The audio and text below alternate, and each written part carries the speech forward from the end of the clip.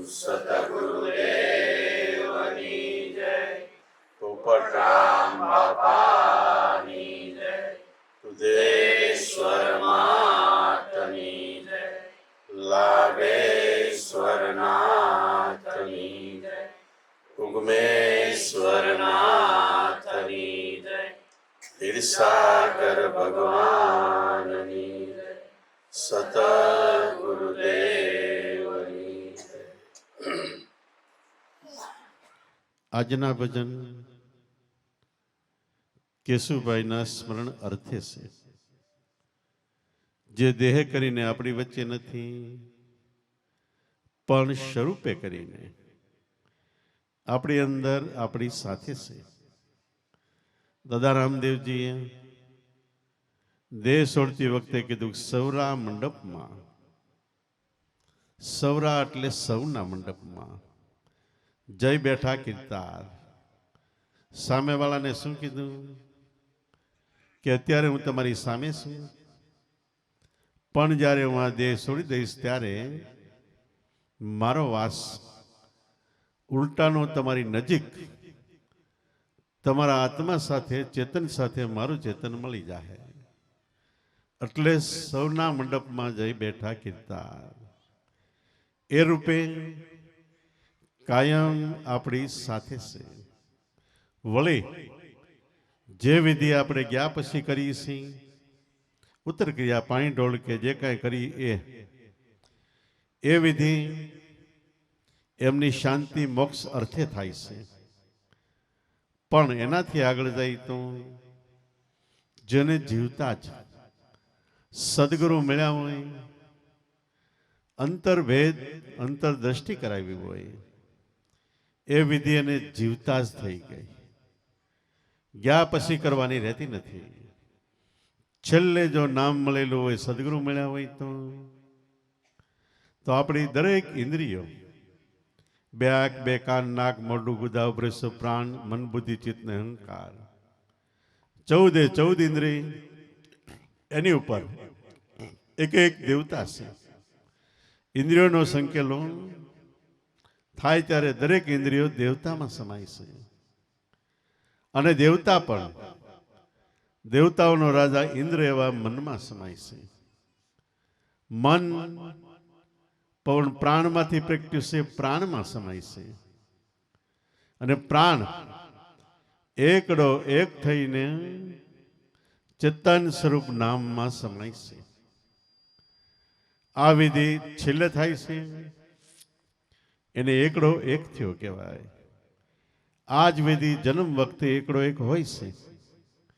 વચ્ચેના ગાળામાં કોઈ સમર્થ સદગુરુ મળે, એની કૃપા દ્રષ્ટિ થાય, આપણી પૂર્વની કમાઈ હોય, કાં તો આપણી સંતની દ્રષ્ટિમાં આપણે આવી ગયા હોય તો આ એકડો જીવતા પણ થઈ શકે છે. જો જીવતા એકડો થાય તો જીવન જીવે છે ત્યાં જ મોક્ષ. કેવી રીતે? આપણો દેહ રહી જાય અને મન મરી જાય. મરી જાય એટલે આપણા પ્રાણ ચાલે છે, એમાંથી ચંદ્ર દિશામાંથી આપણું મન પ્રગટ્યું છે. મનસો ચંદ્રમાં જાય તે એ જ મન પ્રગટ્યા પછી સંકલ્પ વિકલ્પ કરે છે. પણ ધ્યાન અવસ્થામાં, સ્મરણમાં એ મન એકવાર સંકલ્પ વિકલ્પ મૂકી દે એટલે મન મટી ગયું. મન જ ન રહ્યું તો આમાં છે શું? આપણો દેહ તો જડશે અને મન ન રહે તો આત્મા છે જ, પ્રગટ છે. પણ જેવા સ્વરૂપે છે એનો સાક્ષાત્કાર, સાક્ષાત એનો જે આકાર છે. એક તો આપણો આત્મા એ સદગુરુ છે, એનું નિરાકાર સ્વરૂપ આત્મા છે.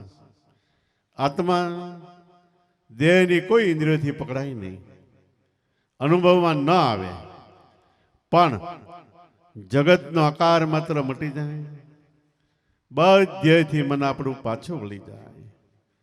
દેહ ભાવમાંથી પાછું વળી જાય, દેહ નથી હું ત્રણ કાળમાં. ત્યારે નિરાકાર સ્વરૂપ આત્મા ચેતન રૂપે આપણી અંદર છે એની અનુભૂતિ થાય. એ અનુભૂતિ થાય ત્યારે આપણા મનનો કરોડો જન્મનો ભટકાર એ જ ક્ષણે મૂટી ગયો. કારણ કે મન જ ન રહ્યું. મન ન રહ્યું તો સીધો જ આત્મા. કરોડો જન્મનો ભટકાર મટી ગયો. ઉપરાંત આપણા જીવડાએ જાણતા અજાણતા દેહ ઇન્દ્રિયો અને વાણીથી કરેલા કરોડો કર્મ એ પણ સાફ થાય છે. સંકલ્પ વિકલ્પથી આપણે હેરાન પરેશાન થાય છે, એ પણ મટી જાય છે. અને મને મારો મોક્ષ થઈ ગયો એવી જીવતા પ્રતીતિ થાય છે. મોક્ષ એટલે આપણા શરીર ઉપર ક્યાંય સગું નથી નીકળી જતું, પણ મોહનો ક્ષય. મોહ એટલે બીજું રૂપ વાસના. વાસનામાં પંચ વિષયો છે: શબ્દ, સ્પર્શ, રૂપ, રસ ને ગંધ. એનો ક્ષય, ક્ષય એટલે નાશ. આ દેહ રહી જાય નહીં, સૂક્ષ્મ દેહમાં વાસનાનો ક્ષય થાય એ જ ક્ષણે મોક્ષ છે. આ જ ગતિ આપણે પારખવા માટે, સમજવા માટે અને છેલ્લે એ ગતિમાં જવા માટે આ મનુષ્ય અવતાર આપણને મળ્યો છે. ખાઈ પી હરી ફરી મોજ કરી, જગતમાં રખડી કે ગમે તે પ્રવૃત્તિ કરી, એ આપણી જિંદગીનું જીવનનું ગૌણ એટલે નાનું કાર્ય છે. ઉપરાંત એ કાર્યના અંદર જો આપણે રચ્યા પચા રહી તો આપણને બંધન પણ થાય છે.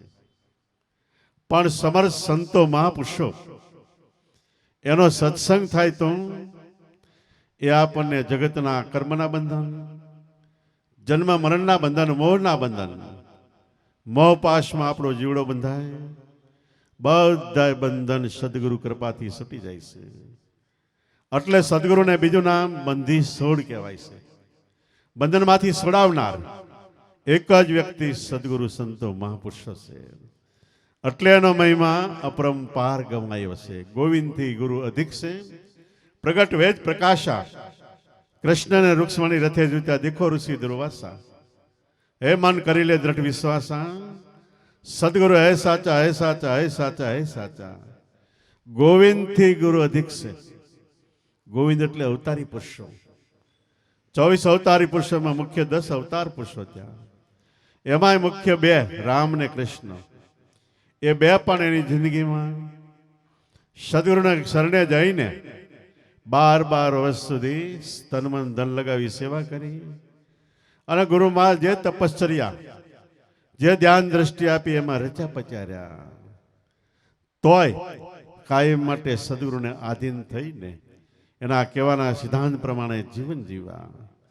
કારણ કે પોતાને ખબર હતી કે અકલ કળામાંથી આ જગતમાં કામ કરવા માટે સ્પેશિયલ અમારો કળા રૂપે અવતાર થયો છે. પણ સદગુરુ એને જન્મ મરણ નથી. ગુરુ સ્વરૂપમાં આવન જાવન નથી, થવા મટવા પણ નથી. એનો મહિમા અપરંપાર છે. એટલે ગોવિંદથી ગુરુ અધિક છે. પ્રગટ વેદ પ્રકાશા.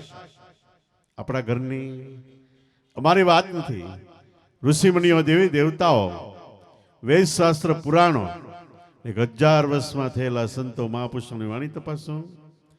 પેટ ભરી ભરીને ગુરુ મહિમા ગાયો છે. શા માટે? એના થકી આપણો ઉદ્ધાર થાય છે, ભટકાર મટે છે. જે આપણા જીવનની અંતિમ સર્વોપરી છેલ્લી ઈચ્છા છે, એ ઈચ્છાને સદગુરુ એક જ સાકાર કરી શકે છે.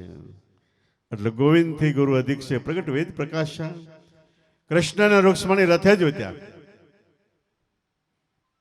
કૃષ્ણ દુર્વાસા ઋષિ આવવાના હતા તો રૂક્ષ્મણી અને કૃષ્ણ 2 રથ બનાવી શણગારીને સામે સીમાડે લેવા ગયા.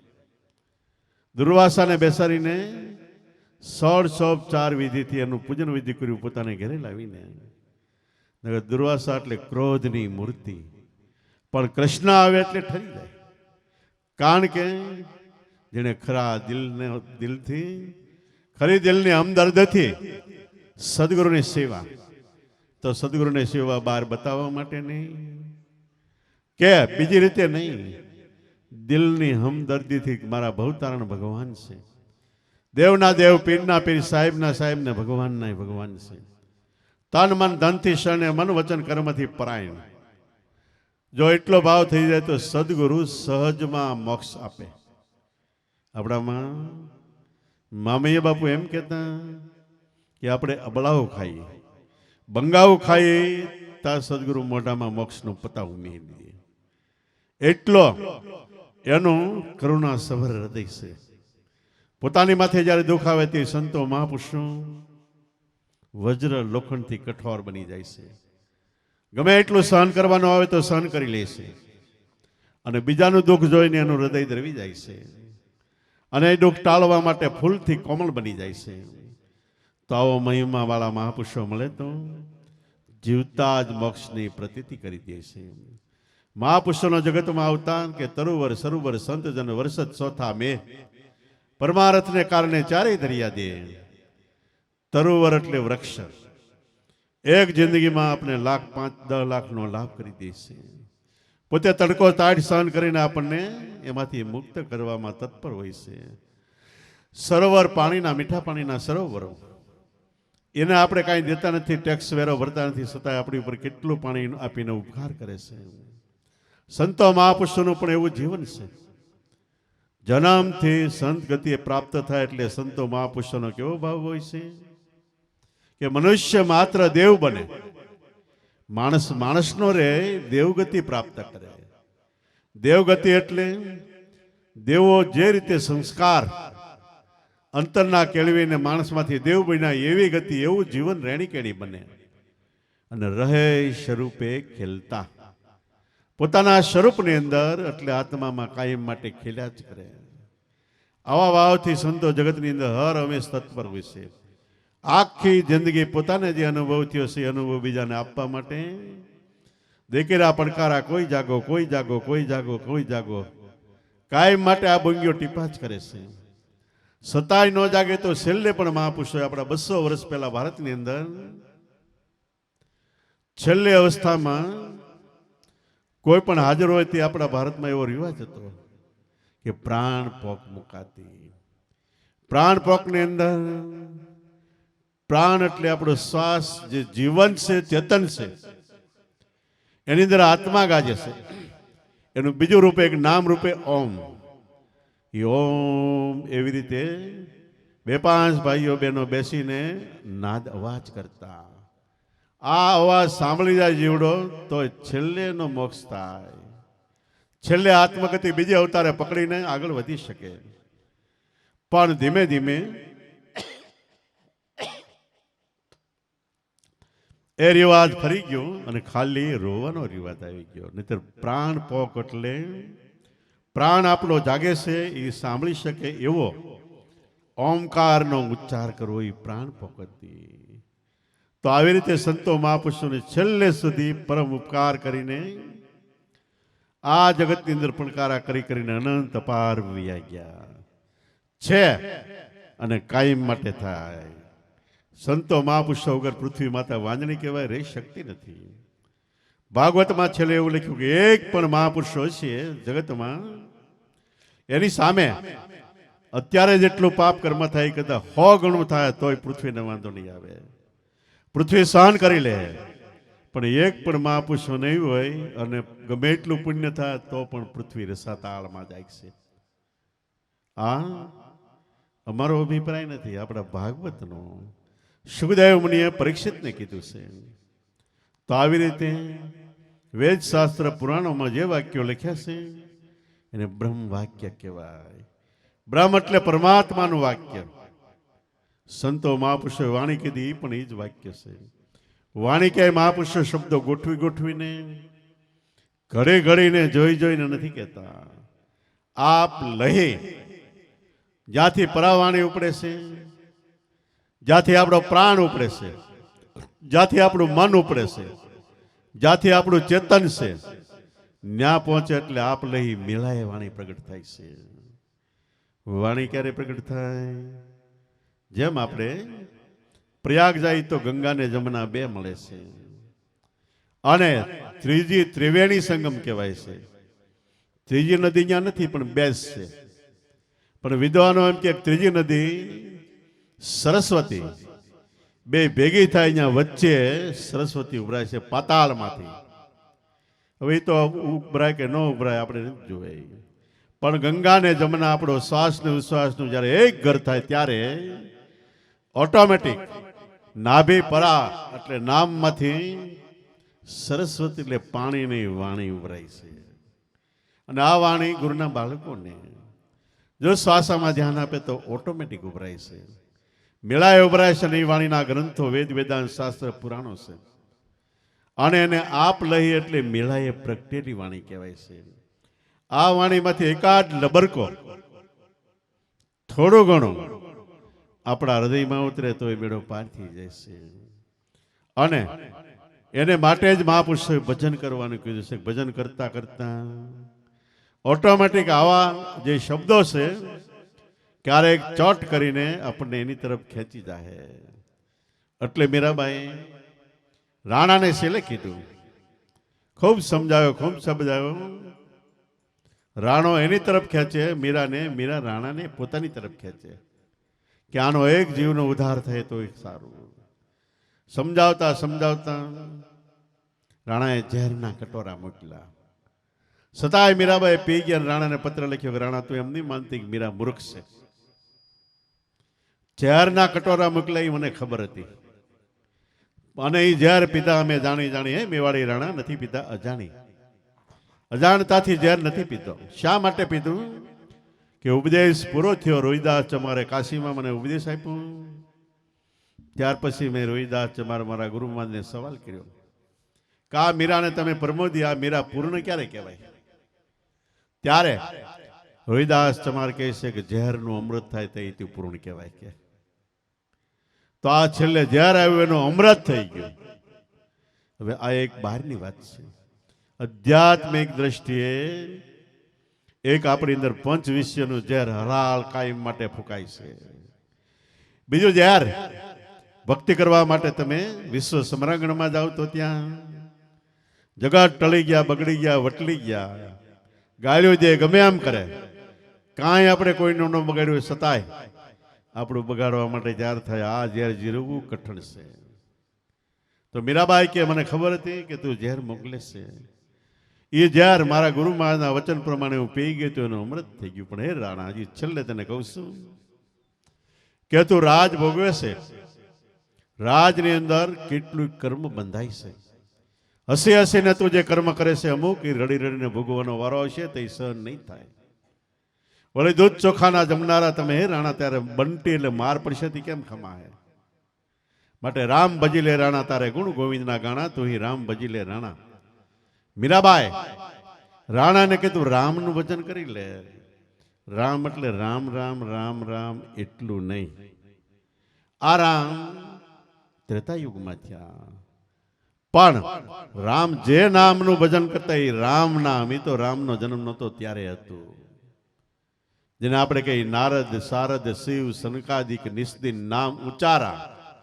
આ બધા કોઈ ભગવાનનો અવતાર ન થયો એની પહેલાના બધા મહાપુરુષ થયા. ધ્રુવ, પ્રહલાદ, અમરીશ, મોરધ્વજ, શિબી રાજા, નારદ, સારદ, શિવ, સનકાદિક. એકેય ભગવાનનું પ્રગટ પ્રાગટ્ય ન થયું ત્યારે આ થયા. તો એને કયું ભજન કર્યું? કે રામનું નામ, આત્મા રામનું નામનું સ્મરણ ભજન કર્યું. આ ભજન સર્વોપરી છે. એ ભજન જ રામને ગુરુ વશિષ્ઠ મુનિએ આપ્યું. અને આપતી વખતે વશિષ્ઠ મુનિ રામને કહે, બાપ હે રામ, અજંપા નામ ગાયત્રી મુનિજનોના મોક્ષદાયિની, યસ્યા સંકલ્પ માત્ર સર્વે પાપે હિ વિમુચ્યતે. હે બાપ હે રામ, તને અજંપા નામની શ્વાસોશ્વાસની ગાયત્રી જે ગાય તરી જાય એ ગાયત્રી આપું છું. આપણે ઓલી ગાયત્રી બધા બોલે છે, ઓમ ભૂર્ભુવસ્વ ભર્ગો દેવસ્ય ધીમી ધિયો યન પ્રચોદયાત. કંઈક એનો અર્થ એવો છે કે પૃથ્વી એટલે જમીન ઉપર, અંતરિક્ષ આકાશમાં દ્રષ્ટિ કરો એની ઉપર આકાશ છે, ત્યાં અને આકાશમાં બધે સવિતા દેવતા એટલે સૂર્યનું તેજ છે. એ તેજનું ધ્યાન કરું છું. બધા બોલે છે પણ ધ્યાન કોઈ કરે છે? અવકાશમાં કેમ ધ્યાન કરવા જાય? દેખાતું નથી ત્યાં કેમ ધ્યાન કરે? ત્યાં સૂર્ય દેવતા કેવી રીતે છે? પણ ખરેખર આપણી બહાર, આપણા અંતરમાં, આપણા અતિ અંતર ઊંડાણમાં સવિતા દેવતા એટલે આપણા આત્માનું તેજ વ્યાપક છે ચેતન રૂપે. એ તેજનું બીજું સ્વરૂપ નામ છે, એનું ધ્યાન ધરવાનું કીધું છે. તો એ બાપ અજંપા નામની ગાયત્રી છે, તને આપું છું. યસ્યાનો એકવાર સંકલ્પ થઈ જાય, કેવી રીતે દેહભાન ભૂલાય ને, તે કરોડો જન્મના કરેલા કર્મ બળીને સાફ થાય છે. એ નામ જે નામ વશિષ્ઠ મુનિએ રામને આપ્યું, જે નામ ચાંદીપની ઋષિએ કૃષ્ણને આપ્યું, જે નામ ગુરુ વિરંચી ઋષિએ શિવને આપ્યું, એવી રીતે અનંત અપાર મહાપુરુષો ત્યાં બધાએ એક જ ભજન કર્યું છે, અંતર ધ્યાનનું, જે તમે કરી રહ્યા છો એ. અને બીજી રીતે કહી તો મનુષ્ય માત્રનો એક જ ધર્મ છે કે તમે તમારા આત્માને ઓળખો. હવે આત્મા કોઈ પદાર્થ વસ્તુ લોંદો કે આકાર નથી કે આપણે પકડી લઈએ. તો ડોક્ટરે ઓપરેશન કાઢીને પકડીને કહીને આ તમારો આત્મા. પણ આપણા આખા દેહમાં રૂવાડે રૂવાડે જે ચેતન પ્રકાશી રહેલી છે, જેની અનુપમ શક્તિ છે, એ આત્માનું સ્વરૂપ છે. અને એ ઓળખાણ થઈ એટલે આપણું બધું કાર્ય પરિપૂર્ણ થઈ ગયું. તો હે રાણા, મને આ ભજન મારા ગુરુમાં જ આપ્યું છે, જે ભજન સર્વોપરી છે, જિંદગીનું છેલ્લું સામ્યું છેલ્લા સુધી આ એક ભજન ટકે છે. બીજો આપણો દેહ પરાધીન થઈ જાય, એક્સિડન્ટ થયું, કેન્સર થયું, ગમે થયું, આપણે બેભાન થઈ જાય તો બધું ભજન અટકી જાય. ખાટલા અવસ્થા એટલે જપ તપ તીરથ હોમ હવન યજ્ઞ વ્રત ઉપવાસ નિયમ વ્રત ઉપવાસ પુનદાન ગમે બધા કર્મ અટકી જવાના છે. પણ યાદ રાખવું, શ્વાસો શ્વાસનું ભજન જો ગુરુમાં જ આપ્યું હોય તો શ્વાસ છેલ્લે સુધી ચાલવાનો. અને ગુપ્તપણે આપણું મન એની અંદરથી પ્રગટ થયું એટલે એમાં રહેવાનું છે. એ ભજન મળ્યું હોય તો છેલ્લે સુધી આ ભજન રહેશે. તો એ ભજન મને મળ્યું છે, સર્વોપરી એ ભજન છે. મહાપુરુષો કે ભજન કરો ભજન કરો ભજન કરો ભજન કરો, એટલે ગાવ વગાડી એ ભજન નહીં, અંતરમાં બીજું ચાલે છે. ઓટોમેટિક મેળાય એમાં તમારી અંતર દ્રષ્ટિ મન પવન સુરતી વ્રતિ વાળીને અંતરમાં લાવો, ગગનગર લાવો, તો ગોરખનાથ કે તમે સદાય અમરપદ પાવો. વળી એ રાણા, તું કદાચ ધન સંપત્તિ ગમે એટલું કમાઈશ, એવા તો જગતમાં માંધાતા થઈ ગયા. જગતમાં આખે જગતની રાજ અને ધન સંપત્તિ અઢળક. આપણે યોગ વશિષ્ઠ વાસો તો 3 પાના સમાય એટલું યોગ વશિષ્ઠ મુનિ પાસે ધન સંપત્તિ હતી. છતાં એને બધોયને તુચ્છ ગણીને ભગવાનનું ભજન કર્યું. શા માટે કે દેહ ક્ષણભંગુર છે ને આ બધું ધન આપણે સાથે આવવાનું નથી. સાથે આવે એનું ભજન કર્યું. તો ગુરુમાં જે નામનો ભેદ આપે છે એ કાયમ માટે સાથે રહેશે. આ જિંદગીમાં રહે, બીજી જિંદગીમાં, ત્રીજી ચોથી, દરેક જન્મમાં એ આવે ત્યારે જ આપણે જીવી શકીએ છીએ. સમે માયા ભેળી કરી નીચે ભર્યા નાણા, મુવા પછી જેવ મણિધર સર્જે તાપર રાપ રૂંદાણા, એનાથી તું રામ ભજી લે રાણા, તારે ગુણ ગોવિંદના ગાણા. સમ ખૂબ ઢળક માયા ભેગળી કરી, છતાંય જો મન બીજે રહી ગયું, જ્યાં વાસના રહી ગઈ એની ઉપર ફણીધર નાગ થવાનો વારો આવે છે. દાદાશ્રીએ એના જીવનનો એક પ્રસંગ લખ્યો છે કે અમે 12-13 વર્ષના છોકરા હતા, ગાયો ભેંસું સારવા જતા હતા. 4-5 છોકરા સારતા હોય અને ગાયું ભેંસું ચરતી હોય ને અમે ઝાડ નીચે બેસી લાકડીઓ લઈને. એમાં એકવાર એક ઝાડ નીચે બેઠા હતા, આવડું નાગણું એક ઠેકાણે હતું. અમારે ત્યાં બેસવું હતું, અમારી પાસે લાકડી હતું, લાકડી આમ લઈને આખું નાખ્યું. ધોડીને પાછું જ્યાં હતું ત્યાં આવીને પાછું બેસી ગયું. બીજી વખત નાખ્યું, ત્રીજી વખત નાખ્યું, 3 વખત પાછું હતું અહીંયા આવીને બેસી ગયું. એટલે એમને શંકા થઈ ને થોડુંક ખોદ્યું, એક રાણી સિક્કાનો રૂપિયો નીકળ્યો. રૂપિયો આમ કર્યો, નાંગણા સામે લાકડીથી દબાવી રાખેલું, મોઢું ફાટ્યું ને એનો જીવ વહી ગયો. કહેવાનો સાર એ છે કે ત્યાં વાસના રહી ગયેલી. છેલ્લે જીવની જ્યાં વાસના, જ્યાં આશા, ત્યાં વાસ થાય છે. સુરતા જીવનની છેલ્લી અણી ઉપર તમારી જ્યાં સુરતા હોય ત્યાં જન્મ ધરતા. અને સુરતા પણ એવી રીતે આપણા કર્મ પ્રમાણે રહેશે. પણ જેને શિવ પુરાણમાં શિવજી પાર્વતીને લખે છે કે જેને જ મહામંત્ર સત્ય જ્ઞાનનો અંતરમાં ભેદ મળ્યો હોય એ બધાથી પર થઈ જાય છે. એને છેલ્લે સ્વર્ગમાં વાસ.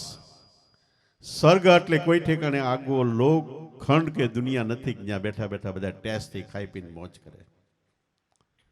પણ જ્યાં 5-10 ભાઈઓ બહેનો મળીને પ્રેમથી ભગવાનના ગુણોનું બધું ગાતા હોય, અજંપા જાપ ધીમે ધીમે ધીમે ધીમે શ્વાસનું ભજન કરતા હોય, એવી ભૂમિકા છે. હૃદય ભૂમિકા એ સ્વર્ગ છે અને એ સ્થળ પણ સ્વર્ગ છે. વ્રજ વૃંદાવન એ તો બાર એક પ્રતિક રૂપે છે. આપણું હૃદય વૃંદાવન છે, આપણી સુરતા રાધિકા છે, ગુરુ શબ્દ કૃષ્ણ છે. એમાં જો મંડાઈ જાય તો અત્યારે રાસલીલા ચાલુ છે. આમાં કે 6 મહિનાની રાત પણ અગમ ગુરુગમ ભેદ હે. ગુરુમાં જ ગુરુગમનો ભેદ આપે. અગમ એટલે જડન ગમ નો પડે એવો છે. પ્રેમ ભાવથી એને સેવો તો ગમ પડે. અગમ ગુરુગમ ભેદ હે, અગમ ગુરુગમ વાત. આ વાત સામાન્ય માણસને સમજાય નહીં. ખૂબ સત્સંગ થાય ત્યારે સમજાય. અગમ ગુરુગમ ભેદ હે, અગમ ગુરુગમ વાત. સૂર્ય સમાજાય ચંદ્રમાં, શિષ્ય સમાજાય ગુરુમાં, સુરતા સમાજાય શબ્દમાં. તો અત્યારે 100 મહિનાની રાતની 100 વર્ષની જેટલી ગણવી હોય એટલી થાય. તો શાસ્ત્રોમાં જે લખાણ છે બધું આધ્યાત્મિક રૂપે આપણા દેહમાં અને આ જગતની અંદર છે. તો એવી રીતે રણ તું રાજ ભોગવવામાં કર્મ બાંધી છે. કર્મ તારે ભોગવવાનો વારો આવશે. ઘોડા માથે બેઠા બેઠા પટાકા માર્યા જાય. આપણે કહીએ ભાઈ ઘોડો રેવા લાલે છે કે દોડે છે ને તમે મારો છો. એ અમને ટેવ પડી ગઈ છે. તમને ટેવ પડી ગઈ પણ ઓલાને શું થાય? એ પટાકા મારો છો ઈવડો માથે બેહીને આપને ઠોકશે પટાકા. કર્મનો બદલો એવો છે. જેવી રીતે જે આથી જે પ્રમાણે કર્મ કર્યું એ જ રીતે ભોગવવાનો વારો આવશે. તો સમય માયા ભરી કરી જેમ થોડુંક મન રહી ગયું તો ફેરફાર થઈ ગયો. એવી રીતે આપણા જીવનમાં પણ કોઈ પણ ઠેકાણે વાસના મન રહી ગયું એટલે ભોગવવાનો વારો આવે છે. એવી રીતે રાજા રાવણ શસ્ત્રધારી નોબતના નિશાના ઘરેક પલમાં લંકા પ્રજાળી જેના 10 મસ્તક સેદાણા. એનાથી તું રામ ભજી લે રાણા. રાણા તારું તો એક નાનું એવું રાજ છે મેવાડમાં. પણ રાજા રાવણ શસ્ત્રધારી, હજારો પ્રકારની શક્તિઓ એટલે વિદ્યાઓ એની પાસે હતી. રાવણે એક વેદનું તો ટ્રાન્સલેશન કરેલું. વિદ્વાન હતો, ઋષિપુત્ર હતો. પણ થોડુંક મન મોહમાં ફસાણું એટલે આ બધું બંધન થયું. તો એની આગળ તો કાંઈ નથી ને. જેને એમ કહેવાય સૂરજ આથમતો નહીં. વાયદો કરે એટલે શ્વાસ માથે ધ્યાન હતું. પવન પાણી ભરે જે રીતે કરે એ રીતે શ્વાસ હાલતો. 9 ગ્રહ 9 ઇન્દ્રિયને ઢોલીએ એટલે જ્ઞાન વિવેક વિચાર ને વૈરાગની ઢોલીએ બાંધેલી હતી ઇન્દ્રિયોને. અને એટલો બધો બાણાવળ હોય તો કોઈ એને આંબી ન શકે. રોજે સવારમાં ઉઠે, ગઢની રાંગ ઉપર મંદોદરીને બેસાડે અને બહુ આગે જઈને આમ તીર જવા દે. મંદોદરીના કાનમાં એરિંગ, મોટું ઘરાણું વચ્ચે ગોળ વીટી જેવું, એની હોહરવું તીર જવા દે કાંઠે. અને બધા એના સાગરીતો હોય એ તાળીઓ પડે, વાહ રાવણ વાહ. પણ મંદોદરી તીર નીકળી જાય કાન હોહરવુંથી એટલે ધ્રુજી જાય. એને એમ થયું કે આ મારો રોયો જેથી નિશાન શીખશે તે મારું આવી બની શકે. એક દિવસ રાવણને કહી તો આ શું કામ કરી શકે? એ કે હું એટલા માટે કરું કે મારી જેવો જગતમાં કોઈ બાણાવળી, કોઈ સિદ્ધ કે કોઈ એવો નહીં મારી જેવો મારે સમાન. મંદોદરી કે રહેવા દે, શેર માથે 1.25 શેર હોય. એ કે નો હોય. મંદોદરી કે હોય હોય બતાવીને કે તો કે જા હિન્દુસ્તાનમાં આવ્યો હતા. અમુક પર્વતની નિશાની આપી ત્યાં ટોચ ઉપર રઘુરાજા તપ કરે છે, ત્યાં જાય એને જીત્યા તો તું બળવાન કે. રાવણ ઉપડ્યો, હિન્દુસ્તાનમાં આવ્યો, નિશાની પ્રમાણે એ પર્વત ઉપર ગયો ને રઘુરાજા તપમાં બેઠા હતા, સામે બેસી ગયો. જાગ્રત થયા રઘુરાજા એટલે બાજુમાંથી ખડની હળી તોડી આવડી, હાથમાં લીધી, બેવડ વાળે ઘડીક બેવડ રાખીને પછી બે કટકા કર્યા, પછી બે બાજુ ફેંકી દીધા. રાજા રાવણ કહે, રઘુરાજા તો આ ખડના કટકા કરી તરણાના એ કદાચ મોઢામાં લેતો હોય તને મગું રાજા રાવણ શું કે, મારી સાથે દ્વંદ્વ યુદ્ધ કર તો હાચો માનું. રઘુરાજા કે તને જોઈને હું ખડ હાથમાં નથી તોડતો. પણ અહીંથી થોડે દૂર એક ગાય વાસરડાનો જન્મ આપી રહી છે, અને એ વખતે સાવજ ત્રાડ પાડતો પડતો આવ્યો. એટલે ગાયે આર્તનાદ કર્યો, ધાયે રઘુવીર, હે રઘુરાજા દોડજે. હવે અહીંથી હું ત્યાં જાઉં એટલી વારમાં હવજ ફાડી ખાય. એટલે મેં હળી બાણ લીધું. અત્યારે લડાઈમાં જે મિસાઇલો, ડ્રોન કે જે વસ્તુ વપરાય છે ઋષિ મુનિઓ બાણ વિદ્યામાં શીખવાડતા હતું. એ હળી બાણ બનાવ્યું, બેવડ વાળ્યું એટલે સિંહ બેવડ વળી ગયો. પણ તો એનો સ્વભાવ છે એટલે બેવડ વળીને ગુરુક્યા કરતો હતો.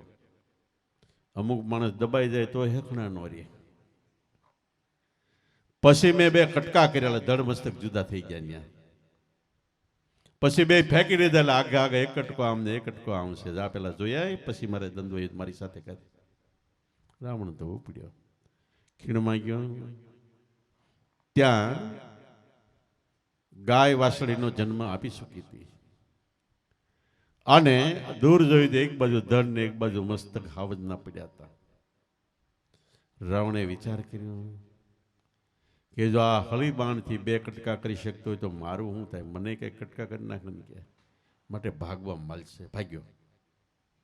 તે રઘુરાજા કહે, રાવણ ઉભો રહે, અમારું રઘુકુળ છે એટલે ભક્ત કુળ છે, અમે ભાગતા માણસ ઉપર ઘા નથી કરતા. પણ હવે મારી ચોથી પેઢીએ ભગવાનનો અવતાર થાય તને મારશે કે. રઘુરાજા એના દીકરા અજ, એના દીકરા દશરથ અને એના દીકરા રામ, એને આ વેર પૂરું કર્યું. એવો રઘુવંશ એને તું જીતી ન શકે. એટલે પાછો વિયો. ત્યારથી રાવણના મનમાં બીક બેસી ગઈ કે આમાં શિવ ભલે થાય ને. એમાં સ્વયંવરમાં ગયો સીતાના, ન્યાયને બાણ પોતાથી ધનુષ બાણ ન ભાંગ્યું, પણ રામે ભાંગ્યું. તૈયાને ખ્યાલ આવ્યો આ અવતારી પુરુષ હોય, એટલે એને સીતાનું હરણ કર્યું હતું. એની લાંબી કથા છે, તો આપણે બધાને ખબર છે. તો એની સમાન તો રાણાને કે તું તો નથી ને.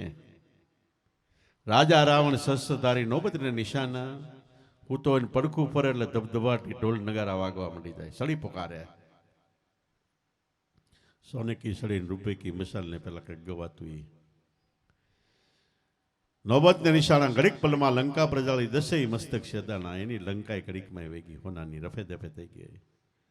10 મસ્તક એટલે 10 માથાની શક્તિ હતી. આમ 10 માથા નહીં, 10 ઇન્દ્રિયોમાં વ્યાપકપણે શક્તિ અને સિદ્ધ અનુભવથી કેળવી હતી.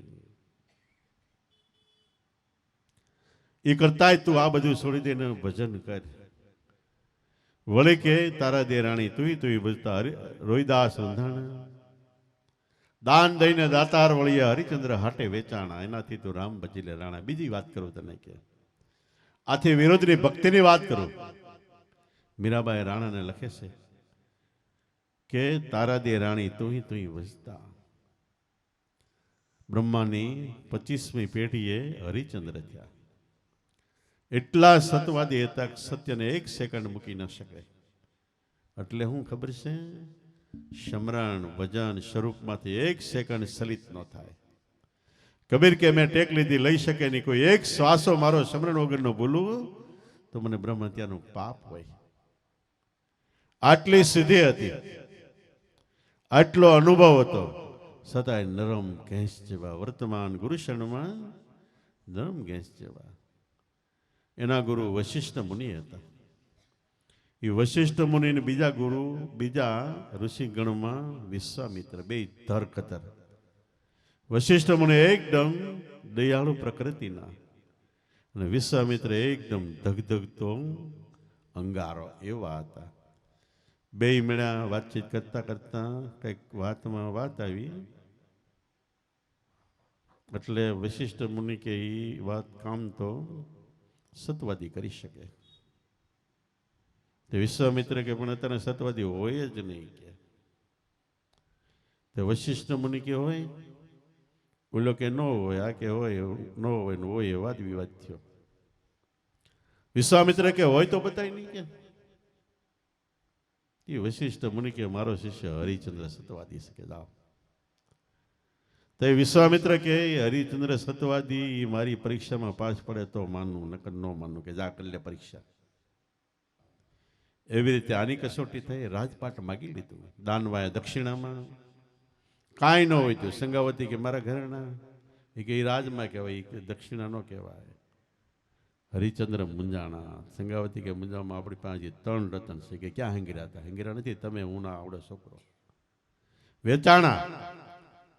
અને તો વિશ્વામિત્રે કસોટી ચાલુ રાખી, છુપાવી છે. આને રોહિદાસને સાપ કરી દો. રાત્રે કવડાવનાર વિશ્વામિત્ર પોતે સાપ રૂપે. અને બાળવા માટે સંગાવતી રાતે શમશાનમાં આવે છે. પહેરો હરિચંદ્ર નો હતો. ખુલ્લી તરવારે કીધું તું કોઈ પણ બાળવા આવે એટલે ટેક્સ લેવાનો. વિશ્વામિત્રે સંગાવતી પાસે 1 પૈસા નહોતો રહેવા દીધો. નહીં, મજૂરી કરતી હતી. સંગાવતી બાળવા જાય, હરિચંદ્ર કે નહીં. એ કે પણ હા, હું તો જોવો હું કોણ છું. એ કે તું બરોબર છે, પણ અત્યારે મારી ફરજ છે એ ધર્મ છે. મોટામાં મોટી વસ્તુ કહી તો અત્યારે ફરજી ધર્મ પ્રમાણે લગભગ કોઈ નોકરી નથી વર્તતા. એ તો નોકરી મળવી હોય, લેવી હોય ત્યાં લગી સરકારના લાળા સાહેબ મળી ગયા પછી આપણે બાપ થઈ જાય. તો સંગાવતી પરાણે બાલવા જાય છે કે હવાર જ મારા પાછું નોકરી છે, ન્યાય મારી ફરજ છે કે. અને તલવાર ખેંચીને ભગવાને તલવાર પકડી લીધી. આ વિશ્વામિત્ર જોતો હતો. એને એમ થયું ભગવાન આવ્યા હવે સાક્ષાત, એટલે ભાગ્યો મને પકડશે, મારશે, કૂતરાની ખોપરીમાં ચોખાના દઈને ખવડાવશે. એટલે વિશ્વામિત્ર ભાગ્યો. એટલે ભગવાન એની વાહે જોડે ઉભો રે બામટા, તને પકડીને આજ તારું પૂરું કરું કે. હરિચંદ્ર વાહે ભાગ્યા. ભગવાન એને કાંઈ નહીં કરતા, એ બ્રાહ્મણને કાંઈ નહીં કરતા. કાશીનગરના બજારમાં 3 આટા માર્યા. આટલો સંતો મહાપુરુષોનું હૃદય ચંદ્રકાંત મણી જેવું કોમળ હોય છે. એટલે તારા દે રાણી તું. આ બધી કસોટી આવી તો એક ધારું તું કાર, તું પરિબ્રહ્મ પરમાત્મા ભગવાનના સ્વરૂપમાં એનું અખંડ ધ્યાન હતું. છેલ્લું ભજન તું કાર. તારા દે રાણી તું ભજતા રોહિદાસ બંધાણા. દાન દઈને દાતાર વળિયા હરિચંદ્ર હાટે વેચાણા. રાજા વેચાઈ ગયો. છતાં જેને ભક્તિ ન મળી મૂકી એવી મહાન મોટામાં મોટી ભક્તિ છે. એ જીવનનો નહીં કરોડો જન્મનો ભટકાર મટાડે છે. એ ભક્તિ મારા ગુરુ બતાવ્યું. એનું થોડુંક તો એક લબર ખોલી લે તો તારો બેડા પાર થઈ જાય. ઘણું કીધું પણ આવડો સમજે નહીં. છેલ્લે કીધું પાંડવો પરમેશ્વર ભજતા, કૌરવો કુડું કમાણા. કહે મીરાબાઈ પ્રભુ ભજન વિના નર ફરે છે નિમાણા. એનાથી તું રામ ભજી લે નાણા. પાંડવો પરમેશ્વર ભજતા. રાજ્યનો હક એનો તો સીનવાઈ ગયો. દગાખોરીથી જુગારમાં હરવીને જંગલમાં મોકલ્યા. લાખાગરમાં બાળવાની કોશિશ કરી. એવા કેટલાય થયા, કેટલાય ષડયંત્ર રચાણા. પણ આ લોકોને એક જ વિશ્વાસ કૃષ્ણ ભગવાન પ્રત્યે હતો. અને એ સિવાય બીજું કાંઈ સમજતા નહીં. તો બધે એનો ઉગારો થયો. તો ભક્તિ કરે છે. એને જગતની અંદર ખરેખર ધન્યવાદ ઘટે છે. ભગત જન્મા એને ધન છે ધન ધન જનેતાના જાયા, વૈકુંઠમાં વાગે એના વધામણા, 14 લોકમાં પડે છે એની સાયા. તો ભક્તિ જેને કરી છે એની સાયા પડે છે, એનું તેજ અસ્તુ રહેતું નથી. ગમે એ પરિસ્થિતિમાં એનું મોઢાનું નૂર, લીણબાઈ જ્યાં કીધું ને, મારા રીજનને મુકડે સવાયું નૂર ચરે છે. તો એવી રીતે પાંડવો પરમેશ્વર ભજતા છેલ્લે સુધી ગમે એટલી કસોટી આવી છતાંય મન ગુરુ શરણમાં, ભગવાનના શરણમાંથી મન ક્યારે ડગ્યું નહીં. આ મોટા મોટી સમજણ છે. બીજું કદાચ તમને કાંઈ ન આવડે, કોઈ વાણી યાદ ન રહે, 5 પૈસાનો ખર્ચ ન કરી શકો તો કાંઈ નહીં, પણ સદગુરુ અને એને બતાવેલ બ્રહ્મભેદ નામમાંથી ક્યારેય મન ચોરાવવું ન જોઈએ. આ મોટામાં મોટી સમજણ છે. ડગમગ દોર ડગે નહીં દિલકા, સોઈ પદ અપરંપારા. આપણા મનનો દિલનો ડોર કોઈ ક્યારે ડગે નહીં, ઈ પદ અપરંપારા. સદગુરુ શરણે માથે બોલ્યા કે એનાથી દિલ બીચ દેહની અંદર દિલ બીચ દેખ્યા દીદારા, દીદાર દર્શન અનુભવ થયો.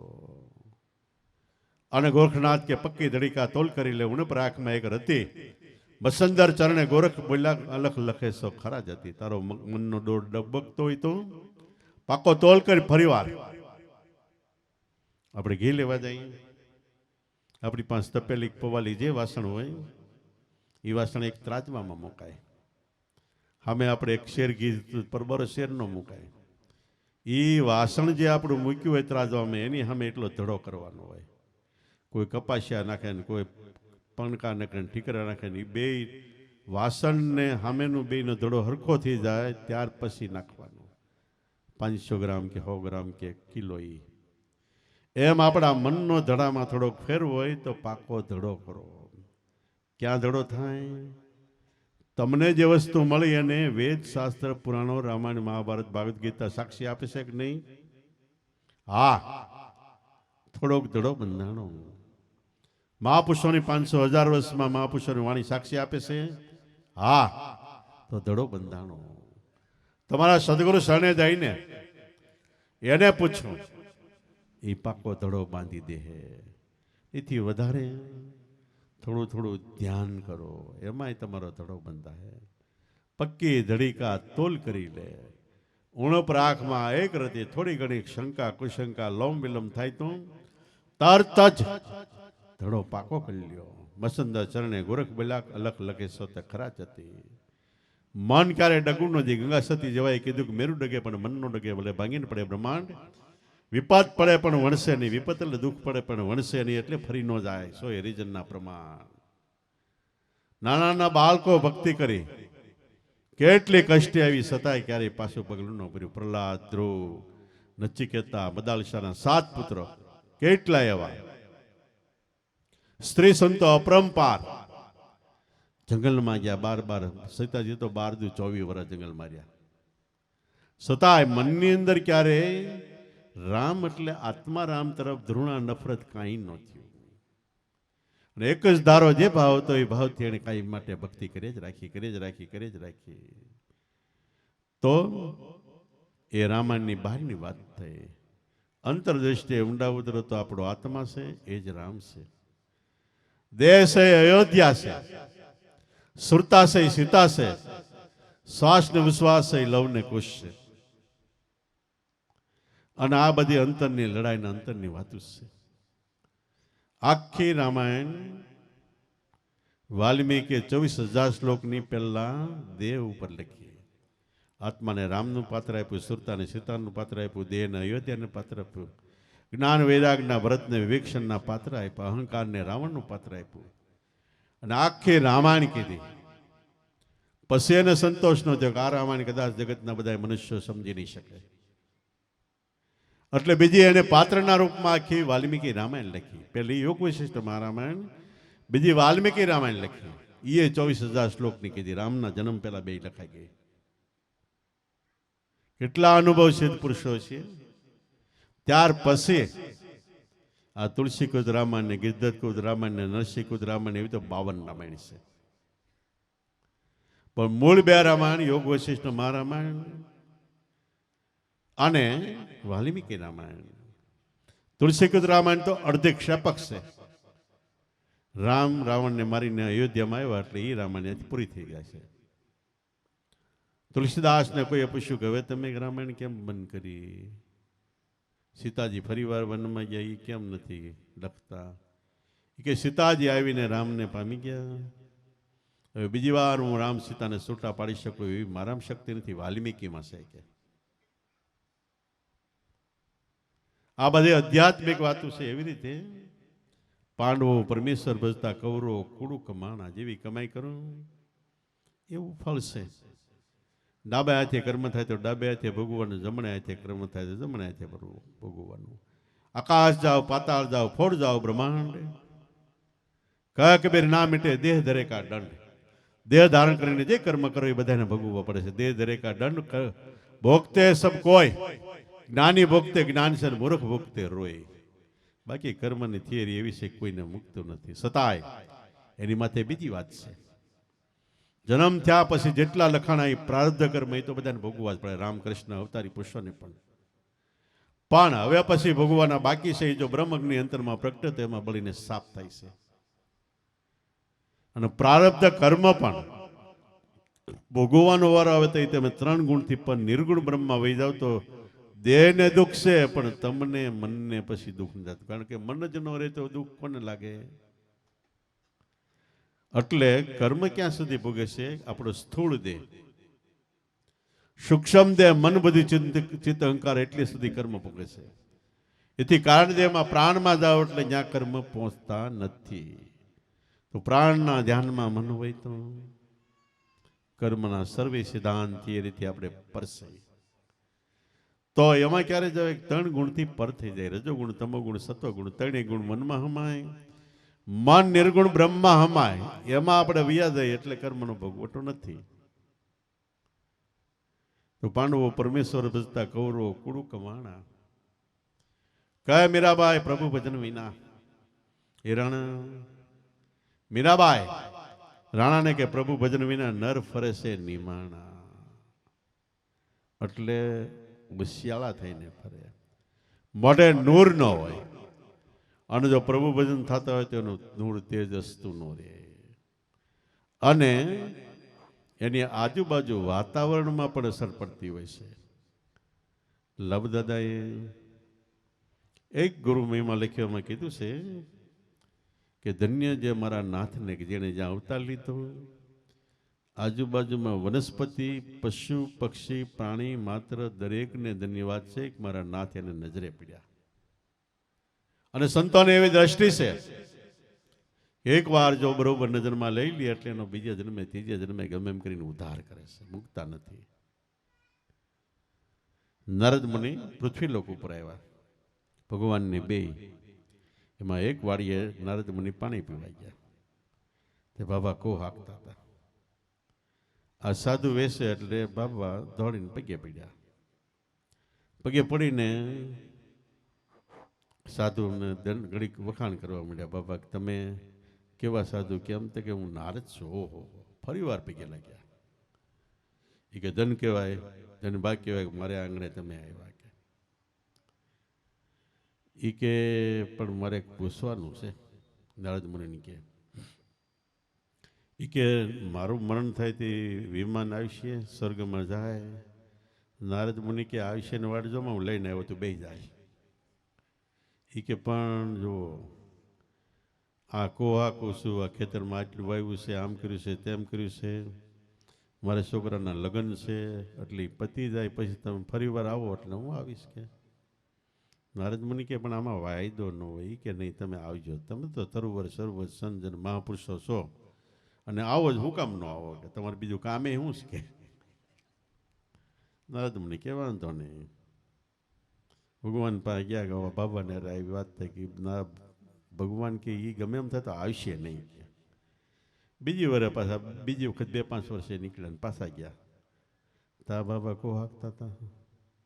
એ કે જો હવે વિમાન લઈને હવે આવું છે ને, કે એ કે જુઓ આ કૂવામાં પાણી થોડું કર્યું છે, એ કૂવો ઊંડો કરવો છે, અને છોકરાની વહુ અગણી ગઈ છે, એ નાનો છોકરો થાય એ બધું જોતો જાઓ ને અમુક હું 2-3 કામ પતી જાય ને પછી આવું કે, અને તમે આવી જાઓ કે તમારે બીજું કામ હશે ન હોય તો મારા હમ શીખે. નારદ મુનિ કે આ ખરો નીકળ્યો. એ કે આવજો જ. એ નારદ મુનિ ભગવાન પાસે ગયા, બોલો તો આમ કહીશ કે એ ભગવાન કે આવશે નહીં. તો હવે હમ લીધા એટલે 3જી વાર ગયા નારદ. 3જી વાર ગયા તા બાબા નહોતા, છોકરા કો હાંકતા હતા. એટલે નારદે પૂછ્યું પેલા એ બાબા કો હાંકતા હતી કેમ ગયા? છોકરા કે એ સ્વર્ગમાં ગયા કે. તે નારદ મુનિ કે નહીં, સ્વર્ગના અમારા કોમ્પ્યુટરમાં એનું ક્યાંય નામ નથી. સ્વર્ગમાં ગયા તો અમારે કોમ્પ્યુટરમાં નામ આવડે આવી જાય કે એનું નામ નથી ક્યાંય કે. પછી નારદે કર્યું ધ્યાન. તા કૂવાની અંદર મોટો પાતાળિયો આવડો મોટો ડેડક્યો. એ કૂવાની પાણીની હર આવતી હતી ને હરને ઊંડી કરે કે આ પાણી વધે છોકરાને જેમ. નારદ ઓલા કૂવા તો છોકરાને કે ઓલું ડેડકું કાઢી દે કે. છોકરો તો માલી પર હોતો ને કો માનીને બહાર લેવાની એક ખોટી મારીને નારદ મુનિ પડી ગયા સ્વર્ગમાં. સન દ્રષ્ટિમાં આવ્યા હોય એ કોઈ દી મૂકે નહીં. ગમે રીતે અનકેન પ્રકારે 1 જન્મે 2 જન્મે 3 જન્મે લઈ જાય. ઉગારામ દાદા એમ કહેતા છેલ્લે કે મારી દ્રષ્ટિમાં મારી સુરતામાં આવ્યા છે, કર્મ સંજોગે 84માં જાય, હોકળામાં ઓખર કરતા હોય, ન્યાથે ને પાછા લઈને ઉગારો ન કરો તો ઉગારામાં ઈર્ષાગર નહીં. તો ખરેખર ધન્યભાગ એને કહેવાય સંતો મહાપુરુષો મળે એના દર્શન થાય. એને તો પાંડવો પરમેશ્વર વજતા કૌરવ કુડુ કમાણા. મીરાબાઈ રાણાને કહે છે કૌરવ કુડુ કમાણા કહે મીરાબાઈ પ્રભુ ભજન વિના હે રાણા નર ફરે છે નિમાણા. નિમાણું ન ફરવું હોય, જેને માટે મનુષ્ય અવતાર મળ્યો એ સફળ કરવો હોય, ફરીવાર 84માં ન જવું હોય, બધાય કર્મના બંધનના લેણદેણમાંથી મુક્ત થવું હોય, મોક્ષ મેળવવો હોય, સાચું કુદરતી જીવન જીવવું હોય તો ભજન કરો, તો સંતોને શરણે જાઓ. પણ હવે જે જીવ જે ખાતાનો હોય એ ખાતામાંથી જડને બહાર નીકળે નહીં, કોક નીકળે. રાણો ન આવ્યો અને મીરાને ક્ષેત્ર સંન્યાસ આપી દીધું, તું મારા રાજ્યમાં નહીં.